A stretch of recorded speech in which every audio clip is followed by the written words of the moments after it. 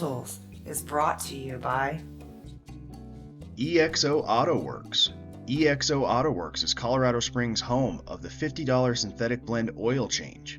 Call now, 719-375-3232, or visit exoautoworks.com to make your appointment. Madrid Maintenance. Madrid Maintenance offers excellent handyman service in the Colorado Springs area, starting at just $45 an hour. You can reach them by phone at 719-963-2020 or online at facebook.com/Madrid Maintenance. Enharmonic Studios. Enharmonic Studios is a hybrid digital analog facility designed to be quality and affordable to anyone who wants to make history. Call today, 719-963-2020, or go to facebook.com/Enharmonic Studios. Stay away from women. All they want from you is your man juice. Now, if you get any urges that you can't suppress with hard liquor, use this. Live from EXO Auto Works. Streaming all over the world. We're coming for you, globalist! It's your weekly dose of toxic masculinity. Toxic masculinity. With Eric Madrid. And Trevor Lane. It's Man Tools.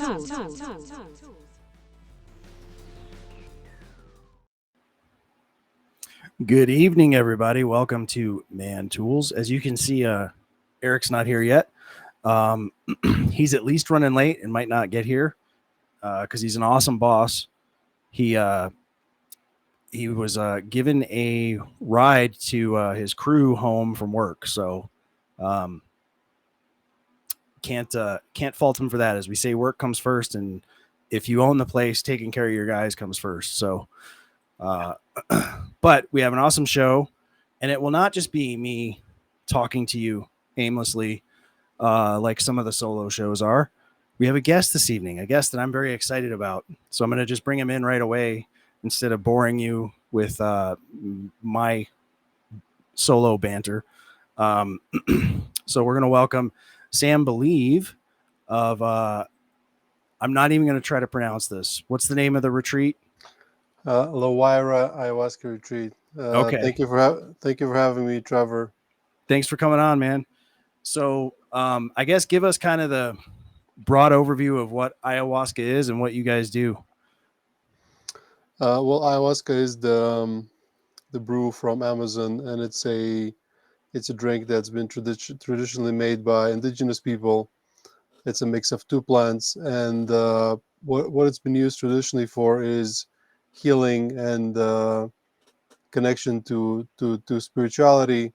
And what we primarily focus on is right now people that are depressed or anxious, or people who are looking for maybe more clarity in life and finding the meaning. So ayahuasca is the great tool for somebody to introspect, and we like to say our motto is connect, heal, grow. So connect to yourself, connect to nature, God, you name it.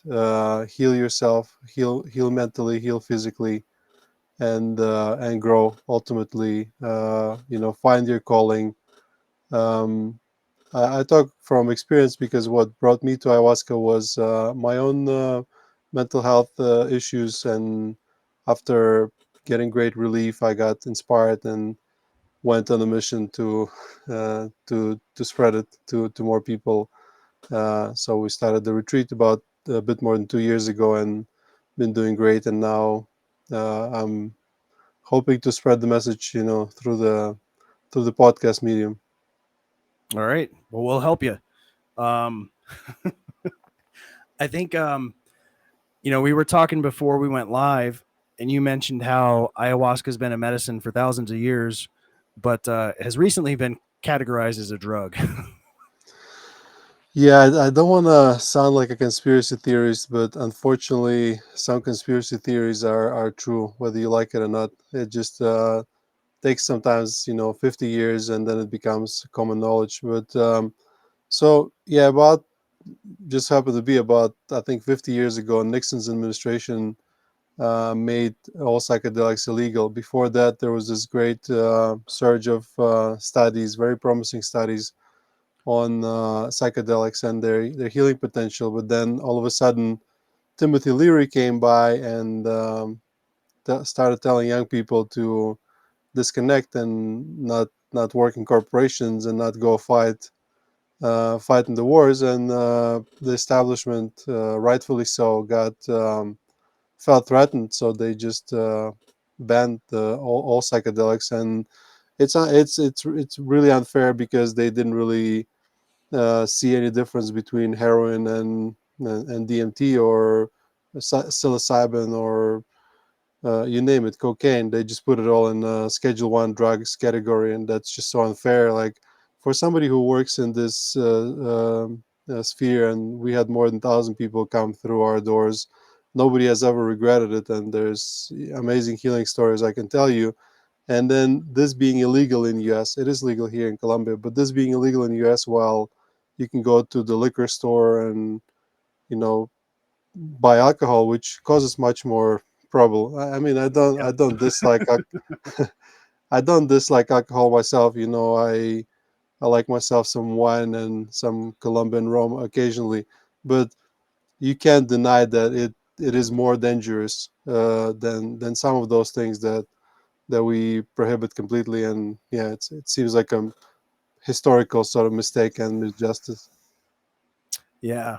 Um, now you mentioned DMT. If I'm not mistaken, is that not the, I guess, active ingredient in ayahuasca? Yeah, so traditionally the ayahuasca is two plants. One is the vine itself, the ayahuasca vine. Scientific name is Banisteriopsis capi, and the second one is a DMT shrub, a source of DMT.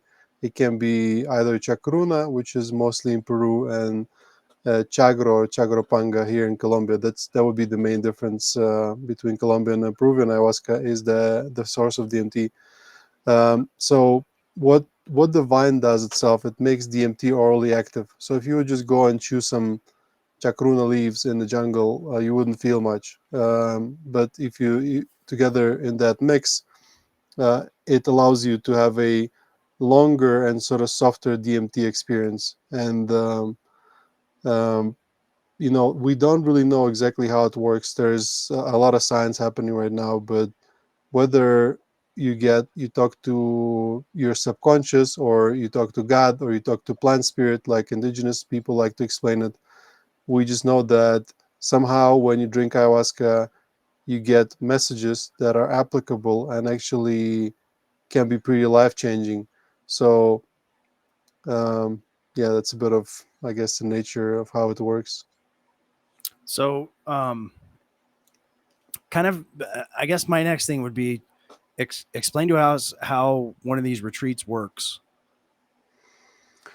Well, I- in a from a big picture, we get on average 20 people that arrive. We organize a bus from Medellin, so people come from all over the place. All over the place. We get about I would say 50% North American and 30% Europe and 20% everywhere else. And the bus arrives, and we get 20 sort of low vibration, a little tired, stressed, anxious, sometimes depressed people come over, and we within the week we build them up to happy, joyful, borderline floating people. And then they leave. Another group arrives, and we repeat it 3 times every month.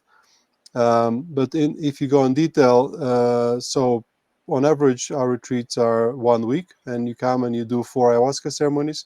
So it's not like you arrive and straight away just sit and start drinking ayahuasca. We spend first 24 hours just allowing the group to get to know each other. We go through rules and several workshops explaining how to navigate your ayahuasca experience because it can get very tricky. What happens when on psychedelics, and I'm sure you had some experiences yourself, you lose your control, and it's really hard to navigate any experience when you don't have control. So it's we do focus a lot on that before throwing you under the bus.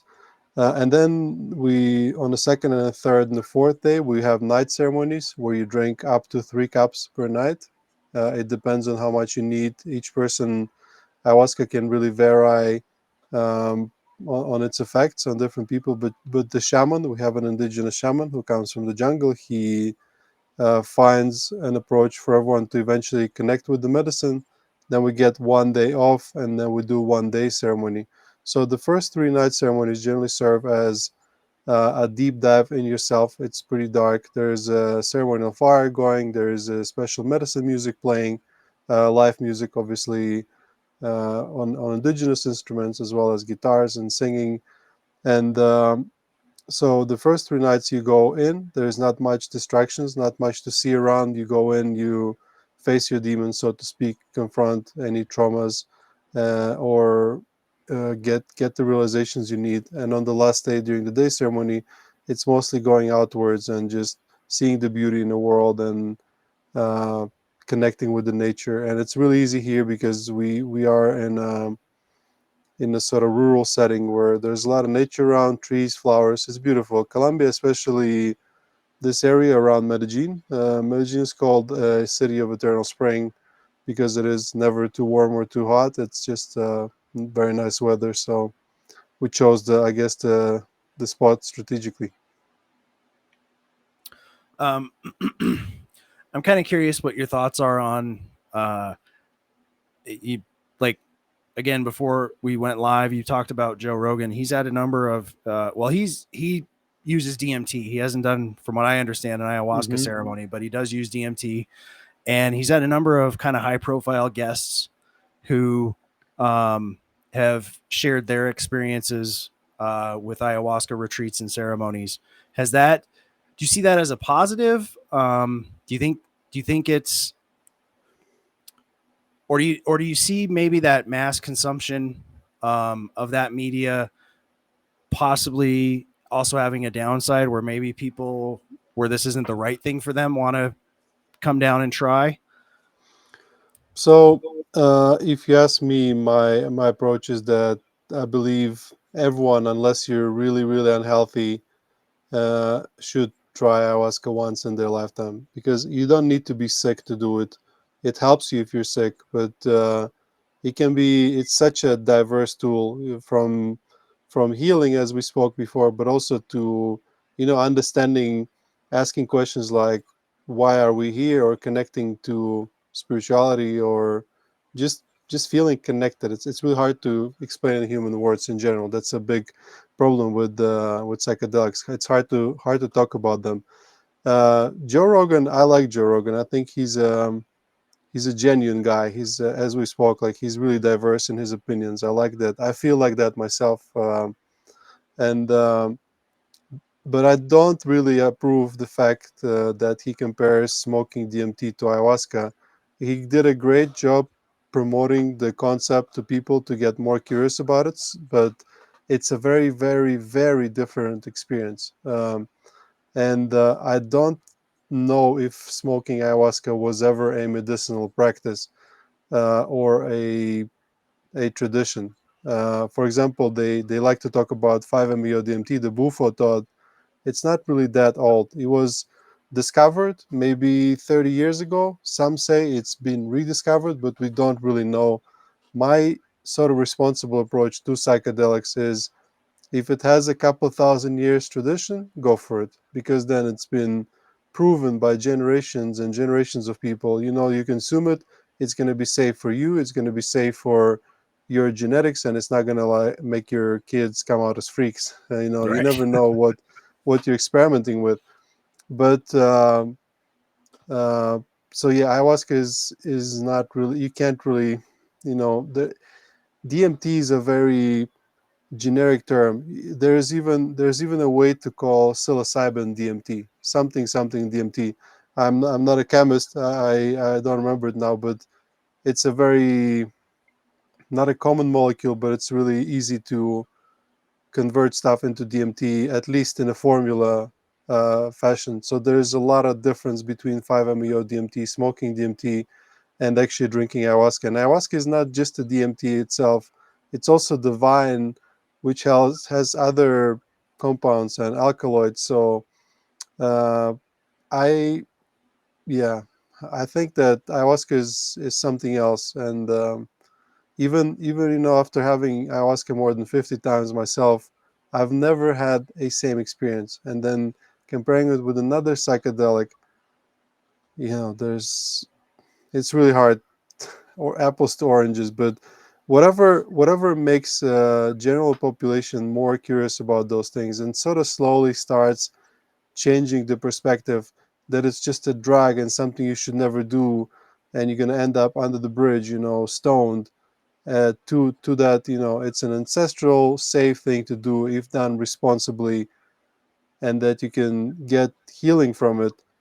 Whatever does that, I would support. And regarding famous people and this big rush now to for rich people to come to like very exclusive ayahuasca retreats, it's totally fine. Ayahuasca is a sustainable plant. It means you grow it, and every 2-3 years you can harvest new harvest. Nobody gets hurt.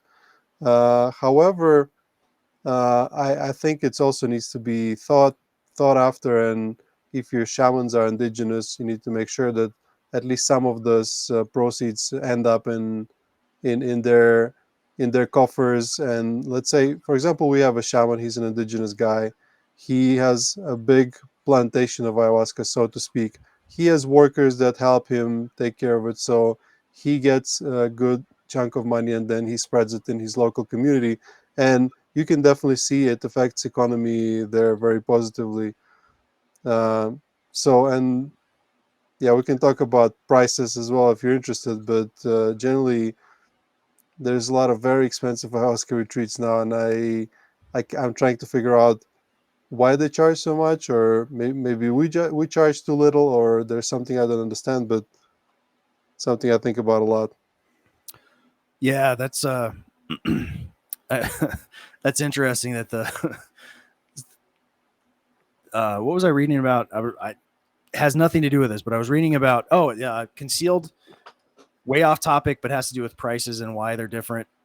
So I'm looking at getting my concealed carry permit here in Colorado, and you can feel however you feel about that. But my point is, under the law in Colorado, the sheriffs that issue the permits are only supposed to charge what it costs them, but every county has a different price.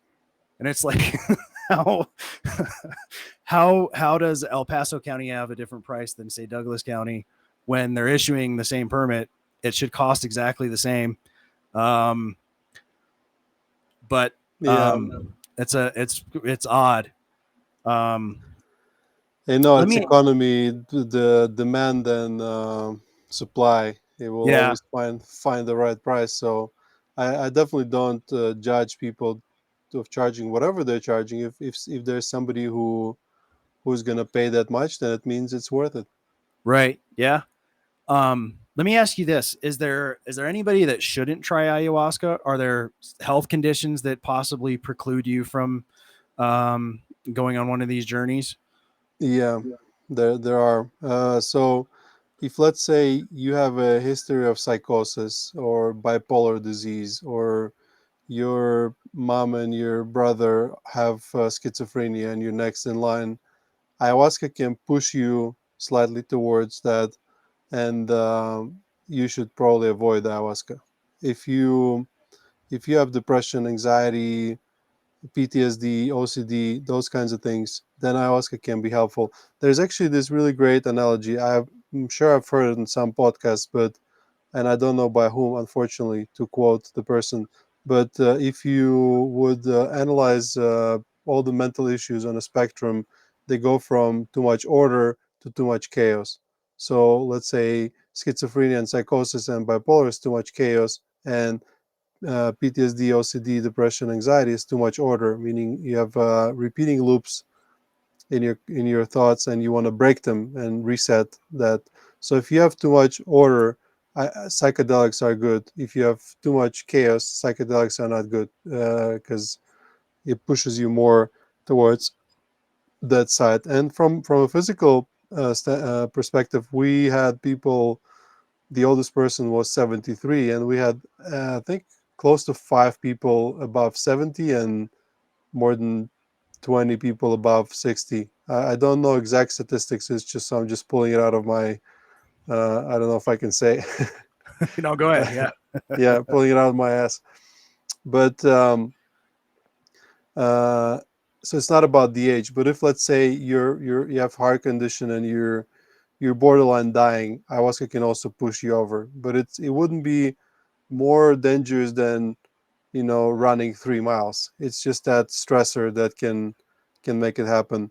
Generally not recommended with uh, taking medications, for example, SSRI antidepressants, very terrible counterindications, thyroid medications. So you have to quit them before. But if you're generally healthy, if you go through the preparation correctly and follow the instructions we give you, it's very, very, very safe. So all of those terrible stories you hear about people dying or losing their mind, it always has one of those things in common. It's either the shaman that guides the ceremony is not a real shaman, and it's really hard for somebody who doesn't know to know the difference, or the medicine is not pure, meaning it has other additives, uh, or the person is taking some medication that shouldn't be taken, or consuming other drugs during the ayahuasca. This would cover probably 95% of cases where something bad happened.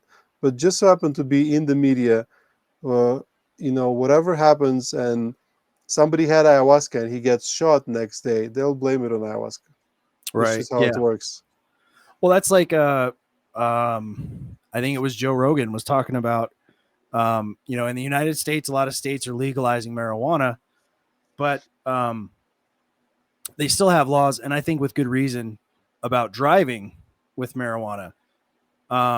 However, he pointed out, and he's probably right, that most cases of bad accidents or DUIs or something like that where THC was involved also involved alcohol. It's hard to find one where somebody was just smoking weed and got into an accident. So Mm-hmm. it's possible that it may not even impair you enough not to drive. That it's actually mixing stuff. That's the problem. Yeah, but that's a very simplistic approach as well. There's weed that will make you more concentrated, and there's weed Sure. that will make you sleepy. So I'm not a big fan of the weed. Here in Colombia, you can actually grow it legally up to a certain amount of plants. I love the plant itself. It's such a beautiful plant and it smells so nice. But anything, you give me a name of a plant medicine or a molecule, and I can tell you how humans have ruined it. For example, tobacco. Tobacco is a sacred medicine in Amazon, or in even North American Indians. They would use it for very important rituals, and it would be healing. It would be providing them with learning. We came over, took it, put in a cigarette. Now it gives us lung cancer. Cacao was a sacred medicine in Central America. They used it in the ceremony to open their hearts. Now we put it in the chocolate, added some milk, sugar, and it gives us diabetes. Same thing happened with coca, and the same thing is happening with weed. Weed is traditionally a very serious plant spirit from India, and they used it for certain things. It's really important. As soon as we take away the tradition, it's kind of like removing the roots, and then the plant dies without the roots. So the roots and the tradition, those are the things that help us to navigate whatever any new given topic. Ayahuasca is a difficult psychedelics generally are difficult things to navigate. So why don't rely on a 1,000-year-old tradition and some people that have already figured it out? And the same thing that I described that happened to all those other plants and weed also to a large extent. It might happen to ayahuasca as well. If they take away the tradition, if people just stop respecting it, then it'll probably stop working as well as it can. Meanwhile, we are grounded in tradition. But I went on a bit of a rant. Sorry, No, my that's own okay. my Yeah, own and I personal. mean, we see it here in Colorado because we were one of the first states to legalize marijuana for recreational purposes. And the tendency, of course, is they make these strains where the goal is just to get you as high as possible, as intoxicated as possible. And you're right, they sold it on its medicine when they first started talking about legalizing it, but it very quickly became, let's make it as potent as we can and just, people go to the moon. And it's like, it's hugely different even from, you talk to you mentioned the Nixon era. If you were to pluck a hippie from that time frame who used cannabis and let them try the cannabis that they have now, it's not the same drug. Mhm. Like, No, 100%. Yeah, it's completely it's different. interesting how every plant almost has a in it built-in mechanism to make it safer. THC has CBD, and it works great. No, we just go and fuck with it and ruin it. It's kind of like if you eat an orange, it's a completely different thing if you squeeze the orange out and drink the orange juice, like regarding the sugar spike, right? So it's just us. We kind of ruin things, and we need to stop doing that. Just sort of stop and think before we go ahead and change something. I mean, I'm not the most traditional person ever, but with regards of some things, I guess I am. It's yeah, we need to be more responsible. Yeah. Um, well, yeah, ayahuasca and DMT. I know, you mentioned earlier that it's a little different. Smoking DMT is very different from taking ayahuasca. Um, but I just find it bananas that they can call. I'm gonna refer to it as DMT because that is the active hallucinogen, right? Um, it's present in our brains, if I'm not mistaken. So Yeah, how can they ban that? yeah. It's interesting. People ask me, "Oh, if I go do ayahuasca and then I fly back to US, will they show it on a drug screen?" And no, you can't, because it's already in your system. The only thing is that it might be in a different part of your system. There is a way to detect it, but they don't have those tests. Yeah, it's crazy. We have that naturally, and they go ahead and ban it. It's banning things doesn't have anything to do with what it what is good for us and what's not good for us. It's of course, they have their own reasons to do it, and I don't blame governments for reacting that way, because they're trying to keep society running, and then all of a sudden everyone just stops participating. I guess if we ever were to go and become a psychedelic utopia where everyone is happy and spiritual, we should do it gradually and figure out way how we can still have food in the grocery stores. And yeah, that would be an interesting problem to solve for the future generations. Well, I hope they do, because I think I'm kind of a libertarian bordering on anarchy when it comes to, especially with drugs, because I just don't like. Okay, there's plenty of things that are bad for you, um, and I include even things that are, probably don't have much of a medicinal use, especially now, including things like cocaine and heroin.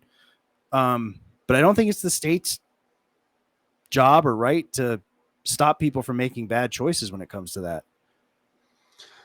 Yeah, I agree with you, because like, let's take Colombia for example. The people grow coca and make cocaine and export it to US. And they make a lot of money by doing that, because the cocaine is illegal and there's a huge margin, and to protect it they buy guns, and thus they are criminals, because if you take away the prohibited part, they're basically farmers and pharmacists. But if you make it illegal, then they become criminals because they have money. So if you were to um, say tomorrow that cocaine is legal, and I'm not I don't say cocaine is good for you. Like, I never even tried cocaine, even though I've been living in Colombia for 7 years now. But if you would go ahead and legalize it tomorrow, and just sell it in pharmacies, at least then I guess they could have some form of control over people who buy it, because it will be 20 times cheaper than on the streets. And then all of those bad guys will be out of jobs, and maybe they can do it legally and not be criminals. It's a very complicated topic, but I think that a person who is seeking drugs is running away from pain, and he's gonna find anything. He'll sniff the glue, or uh, eat the plaster from the walls, whatever gets him high or gets addicted to his job, or porn or alcohol. There's plenty of things that will numb your pain. What we should focus on instead is, how to not have people be in pain, and then all of a sudden they might not want to get addicted to stuff, or run away.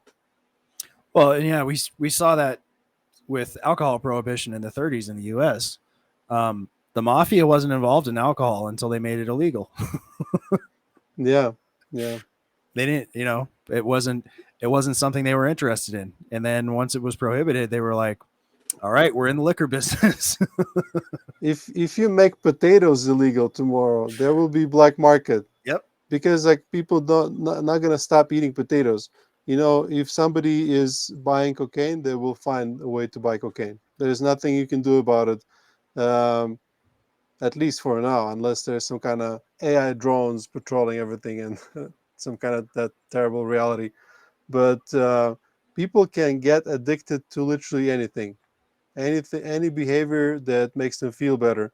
So it's like, why not? With ayahuasca, for example, when you drink it, it shows you that core trauma, and it shows you what happened, and makes you feel better, and then gives you tools to actually address it and not feel bad anymore. Like, we have numerous people that come to to our retreat and drink ayahuasca and have their process, and then they say, I used to drink a lot, and now I just don't drink. I didn't plan to stop drinking, I just don't want to anymore. It's like, I don't I don't need it. And once again, I'm saying, I know you're drinking beer. I had beer a few days ago. It's not like I'm a saint. It's just that you can drink beer because you want to enjoy beer, or you can drink beer because you're anxious, and you're running away from something. You can eat a candy because you just want to enjoy candy, or you can just eat candy because you have uh, a comforting mechanism. So it's that distinction, and the difference is that presence or lack of trauma, or some kind of inner discomfort. Yeah. Yeah. Um, So, Trevor, do you drink beer because you enjoy it, or what are you running away from? today, because I enjoy it. I have Yeah. drank it to run away from things, but today it's because I enjoy it. Yeah, you look like you enjoy it, so I don't want to be hating on your beer. I probably would not mind one now as well. Yeah, it's wild. Like, getting back to the idea of governments prohibiting things for our own good. You of course mentioned some things that are completely legal, that that are really bad for you, including doing a little too much of this, fast food. Like, if they really cared about our health, they would ban McDonald's. You know what I mean? Yeah, I mean, once again, they would only ban things that don't make them money, and they would ban things that, you know, yeah, I messed up my own explanation, but if it makes money, they don't ban it. If Sure. it doesn't make money, they ban it and make it make money. Um, and yeah, that's just how it's. I guess the flow is in a system, right?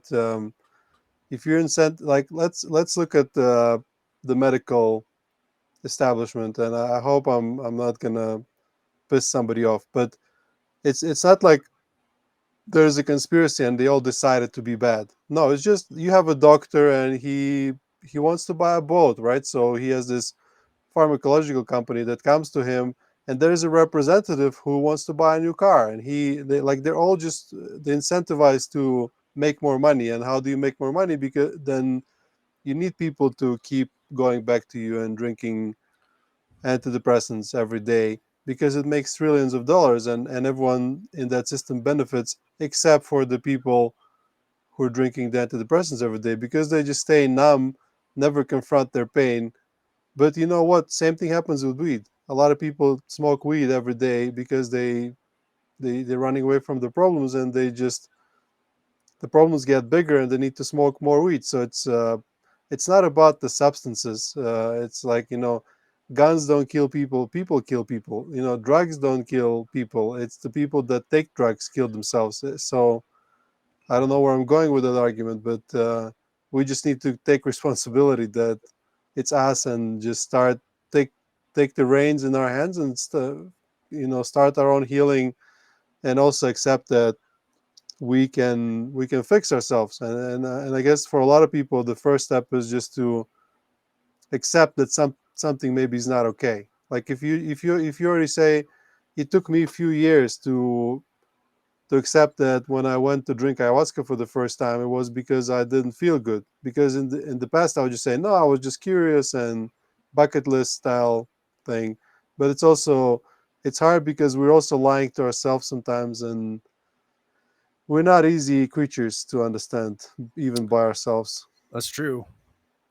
Very true. Um, well, is there anything else you wanted to cover about ayahuasca or psychedelics?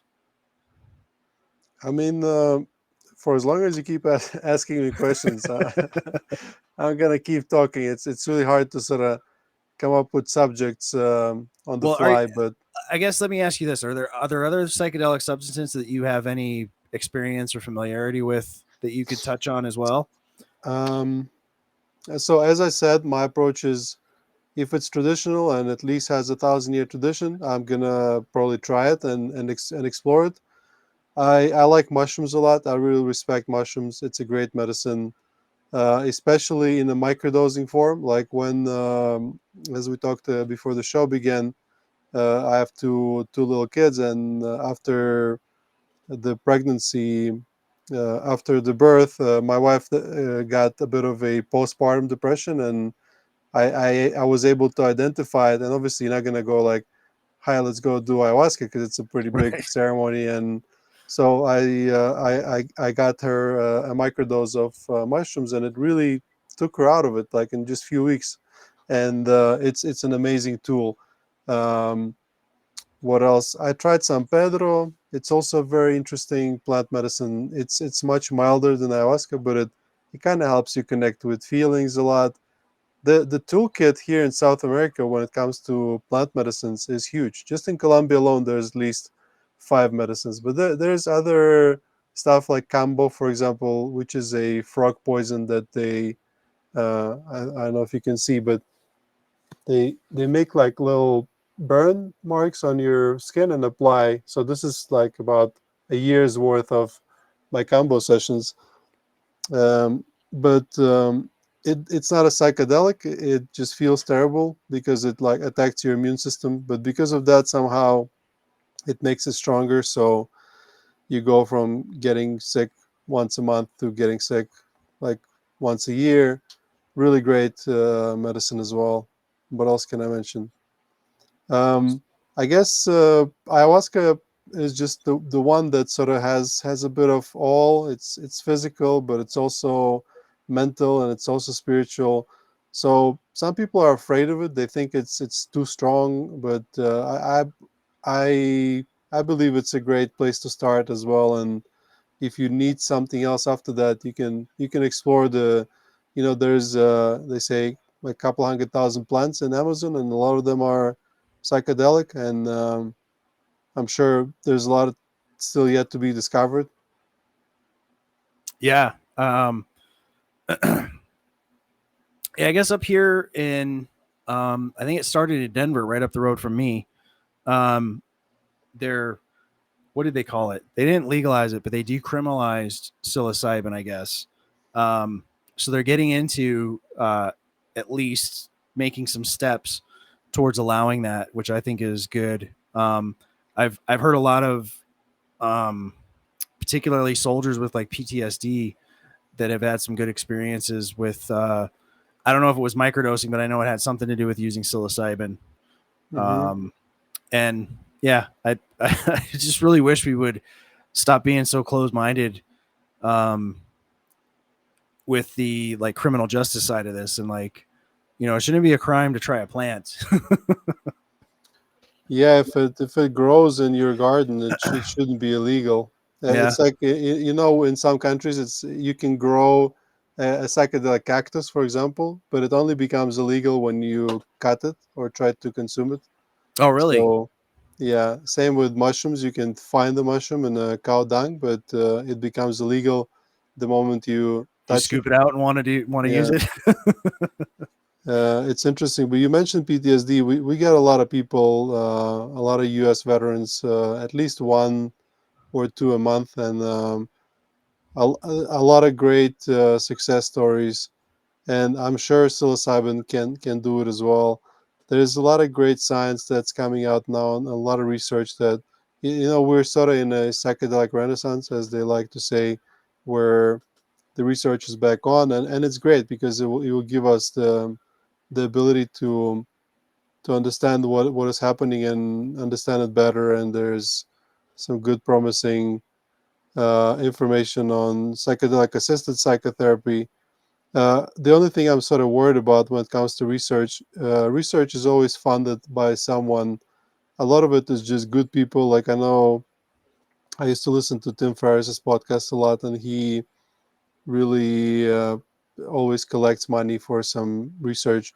But some of it will be funded by the same pharma companies, and I'm pretty sure they'll just try and take this um, medicines, ancestral plant medicines, and try to put them in the pill, and forget about tradition and forget about the people, the little people that were protecting that tradition for thousands of years, and just sort of take away their well-being and take from their tradition. So that would be worrisome for me. But I just hope we stay responsible with our exploration of psychedelics. I do believe that the world will be a better place if we had more of it in our culture. As we spoken before the episode began, there are some clues that we historically had consumed psychedelics.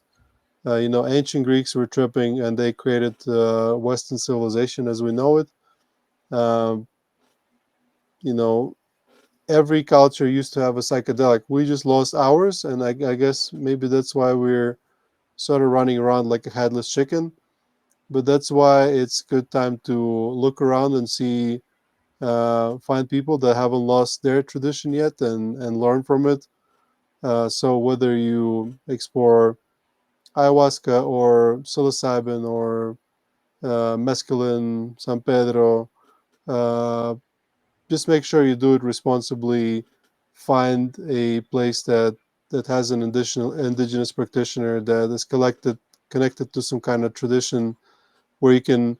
It's not just taking the medicine; it's also hearing what they have to say, listening to their music, uh, learning from their culture, the way they do things. So yeah, I'm very optimistic on on the topic. And if you want to do ayahuasca responsibly, affordably, you guys are all welcome to LaWayra. So earlier, you mentioned your prices. I'm just curious, kind of what your, if you want to go into that, what you guys offer and what that costs. So I'm very proud of that part because it's a very conscious thing that we do. An average ayahuasca retreat price for a week is about 1,500 to 2,500, $3,000. And we are able to offer 1 week ayahuasca retreat for, as of now, just $595, and that includes food, lodging, and bus from Medellin to here and back. And it's not an easy feat to achieve. I don't know for how long we can keep it that low, but I'm definitely trying. And yeah, it goes in spirit to sort of lowering the barrier of entry for an average person to be able to have that experience, and open up that path of healing, because I don't believe that charging $7,000 a week will make Yeah. it necessarily very accessible to most people. And same as rich people get depressed, poor people get depressed too. And it's I guess that's my mm, that's one of my goals, to allow it to be accessible. And it's not only about the price, it's also about um, how we approach the preparation and what language we use. And I'm not gonna ask you to wear a white linen shirt, and have crystals and braids or a fedora. It's anyone can be a part of that experience. It's not about your culture or how you look. When you drink ayahuasca, we're all the same. We're all go to same spaces and connect with same gods, and um, yeah. Let me ask you this: do you have any experience or opinions on I guess, for lack of a better way of putting it, non-drug induced psychedelic experiences, like something like sweat lodges or things like that? Yeah. So there's a sweat lodge type that's called Temazcal. That's they practice. I think it's Mexican originally, but they practice it a lot here in Colombia. I've tried it. Yeah, you can get high on your own supply. Ayahuasca definitely makes it easier, but holotropic breath work as well. I've heard about it, never tried it. A good friend of mine does it, so I'm pretty sure soon enough I'll try it. We have those receptors in our brains naturally, and we have those molecules in our brains naturally as well. So there are ways we can activate them. So I do believe in that. It's just that uh, with plant medicines, I guess it's a faster route, and it's a more powerful route as well. If you look at, I like to use that analogy. If you imagine a big mountain whose summit is a enlightenment, and there's 50 different ways you can take to reach that top, be it yoga, meditation, breath work, some forms of religion or spirituality. What ayahuasca is kind of like a helicopter, takes you to the top straight away, but with the little note that it also takes you back then. You don't stay there forever. So the idea is, you go there, you see how it feels like. You see how it feels like to feel good, to feel connected. But it also, if it takes you from, phase 1 to phase 10, it doesn't bring you back to phase 1. It brings you back to like phase 2. And then it's up to you to get back there. So the idea is not to drink ayahuasca every day. The idea is to do it occasionally as this catalyst for your change, and then you can do the rest with meditation and yoga and breath work or whatever you believe in, because it is really hard to break patterns, and it helps. So imagine some you know old depressed person in Walmart, and you go tell him, let's go do breath work. You'll probably, it's a difficult route, but if you just get him to drink ayahuasca, or give him a little bit of mushrooms, it will take him straight there, and then from then on he can start that exploration. That's just I guess my way of thinking. But I'm a big fan of, whenever people come to the retreat, we always talk about what to do afterwards, and tell them about all the good habits, and how to um, pick them up. All right. We've got about 10 minutes left to the show, and we always like to end the show with the week in his story. So, are you cool to stick around, and we'll go through some historical events from the week? Sounds good. All right, man.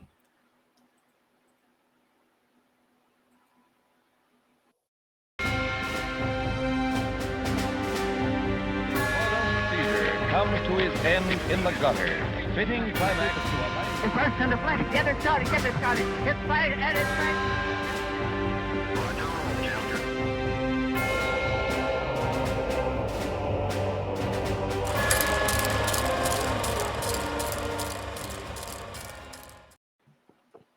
All right. As always, the week in His Story is brought to you by Smith & Bradley Men's Watches. I am, of course, wearing my Discovery Field Watch. But, you know, they have everything from a no-nonsense rugged watch like this to fancy Rolexy looking watches to even diving watches. The point is, a life well lived deserves a watch well worn. So check them out at smithandbradley.mantoolsmedia.com, and then you'll always know what time it is. Let's see. This week in His Story, we've been talking about medicine this whole time, and I didn't even realize that I had this in here, but we start with September 28th, 1928. Sir Alexander Fleming discovers penicillin when he notices a bacteria-killing mold growing in his laboratory. It wasn't until the 40s when Howard Florey and Ernst Chain were able to isolate the active ingredient, which produced what we now know as the penicillin drug. But he's the guy that found that mold was killing the bacteria in his petri dishes. Nice. That's a big one. Saved a lot of lives. For sure. Let's see. September 29th, 1879. Dissatisfied Ute Indians, actually here in Colorado, kill Agent Nathan Meeker and 9 others in the Meeker Massacre. For those in Colorado Springs, the Meeker name is probably familiar from Meeker music, and that's no accident. They are related. Those guys, his descendants, still own the music store here in town. They look dissatisfied. They do. They're not pleased. And I'm pretty sure Meeker is the guy on the left, if I'm not mistaken. If they would be drinking peyote, they would look happier. Well, see, we replaced that with firewater, and they're upset.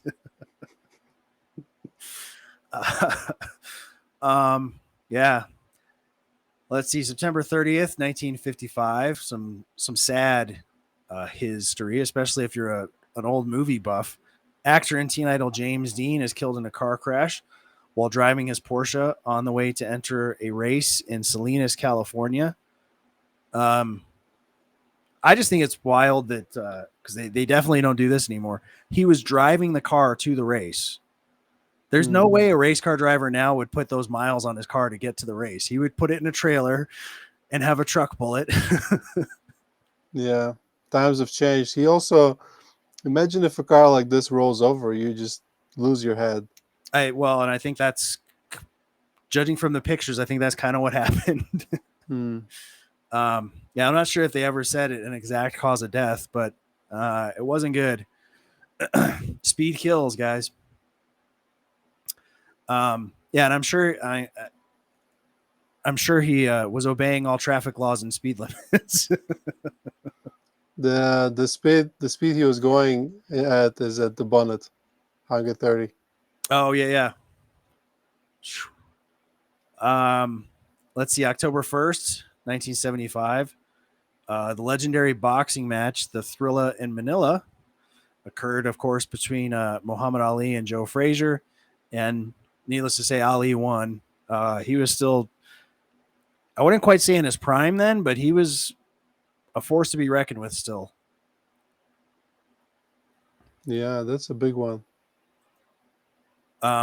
He was one of those guys, it's tough with boxers. They want to, or MMA or any of that, they want to hang on to it. And you get to a point where, like, that's a sport where you got to quit where you're ahead. And he did not. That's why he was in such bad shape later in life. Khabib has figured it out. Yeah. Yeah, he quit on the top. Smart guy. Yep. That's the way to do it. Yeah. But then you got to resist the urge to come back. Yeah. Difficult. let's see, October 3rd. I'm sorry, October 2nd, 1980, Congressional Representative Mike Myers. Oh, wait, that's the wrong Mike Myers. I got it. This Mike Myers. There we go. Is expelled Similar from the looking. U.S. Do what? Similar looking. Yeah, they might be related. I have no idea. Well, no, the actor Mike Myers is Canadian, so I'm not sure. Anyways, this guy was expelled from the U.S. House for taking a bribe. He's the first member to be expelled since the Civil War, when they expelled everyone from the South from the House, which was that was a mess. Let's see, October 3rd, 1990. This is a good one. After 40 years of division, East and West Germany are reunited into one nation. That is a big one, yeah. Yeah, shortly after the wall came down. And I was just thinking, I lived in Germany in like from 98 to 2000. So I was there not that long after. I mean, 8 years isn't that long for them to be a country. Yeah. And finally, October 4th, 1957, Sputnik 1, the first man-made satellite, is launched, beginning the space race. Which afforded the governments of the USSR and the United States to produce weapons of war by saying it's for exploration. Yeah, ballistic. As you can see with this, because it was actually it was carried in a converted ICBM. It was kind of to prove we can send it this far. A lot of important things happened in this week. Interesting. Yeah. Let's see. And then it orbited the Earth every 96 minutes at a maximum height of 584 miles. And then in 1958, it re-entered the Earth's atmosphere and burned up. So it was up there for, well, it doesn't say when in 1958. Less than a year for sure. What goes up must go down. That's right. Unless you can get it past. But it's still going to go down somewhere. It's going to get pulled into something's gravity, right? Yeah. All right, that brings us to the end of the week in history. Oops. Sorry about that. I didn't mean to pop you out. And the end of our show. So that's not what I want. Do you know what Sputnik means? I do not. Or Sputnik? I just happen to speak Russian, and Sputnik means a satellite. Or actually a companion or a satellite, because искусственный спутник Земли. It's like a moon is also a Sputnik, just a natural one. Right. Yeah. Fun fact of the day for you. All right. And my Russian lesson for the day. Mm-hmm. All right. Sam, thank you so much for hanging out with us. Before we leave, tell everyone where they can find you if they, are interested in looking more into ayahuasca and learning about what you do. Good way to start would be, I don't know if they'll be able to see my t-shirt, but it's LaWayra, LAWAYRA. And if you go to LaWayra.com, you find our retreat. If you Google LaWayra anywhere, YouTube, LaWayra, Instagram, LaWayra Ayahuasca, and also if you Google ayahuasca in Colombia, and that's COLO, Colombia, not COLU, you'll probably find us. We should be somewhere on the top, because our original website is still online, and it's ayahuascaInColombia.com. Awesome. Well, thank you so much for hanging out with us. And real quick before we go, I do want to remind everybody that our Veterans Day Roundtable stream and fundraiser for 22 Until None is happening on November 10th, featuring Kevin Sully Sullivan of the 21 Gun Podcast, Wade I always have trouble pronouncing his name. Wade Whitrock of Moongata Underwear, Kelly Pippin, local musician, and Dustin Hoggard, who served with me in Kosovo, are going to help us out. We're doing a fundraiser to raise money for 22 Until None, which if you're not familiar, they're a group that's trying to get the number of veteran suicides down from 22 a day to none. So if the fundraiser is on our Facebook page, if you donate $2, that gets you access to the Veterans Day stream. If you donate $22, that will enter you into a prize raffle, which includes some Moongata underwear, Top Extracts Kratom, 22 Sierra coffee, Purple Works Nutrition pre-workout. And if we raise $2,200, I will get my very first tattoo ever on the air during that stream.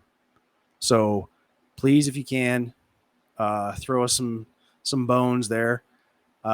Locals members, part 2 of our Man Tools at the Movies, American Circumcision with James Martin is out now. And coming tomorrow, How to Be a Cunning Linguist.